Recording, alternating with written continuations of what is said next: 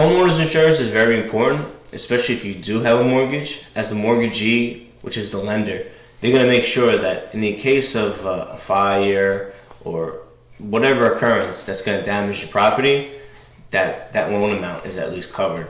So let's say, for example, the house is worth $500,000 when you buy it, and you got a loan for $350,000. They're going to make sure before they give you the money and close on that house that loan amount is at least covered. So for a homeowner's insurance, I mean, the most common is HO3, and then there's many policies. They have renters insurance, they have condos insurance, which is HO6, which is essentially the personal belongings. But just with HO3, just to keep it simple, that's an open peril policy, meaning that most of these perils are covered, except one specifically excluded. And I mean, I have a little list right here, just to keep it simple. So, for example, fire and lightning, that's covered. Hail or windstorms, explosions. You got riots or civil commotion. I mean, that could be handy in this day and age. You got damage from aircrafts. It's a little crazy. You got smoke, malicious mischief or vandalism, theft. People throw bricks at your window, or just come in to rob you. Falling objects, weight of the ice or the snow. I mean, and there's a multitude of things that cover. Now, homeowners insurance doesn't just cover the home. It doesn't cover just the property itself. So your house, for example, that's just coverage A. I mean, there's coverage. You got A, B, C, D, E, and you have F.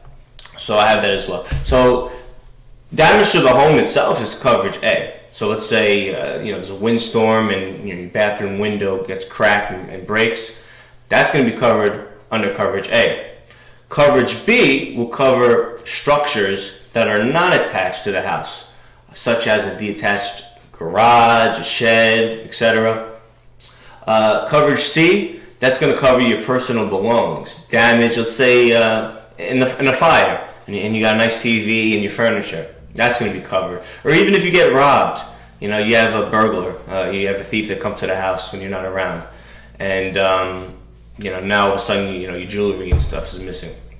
That's covered as well. You got coverage D, which is the additional living expenses. So let's say you do have a fire, and they have to either renovate the house or most likely just demolish it if it's that bad.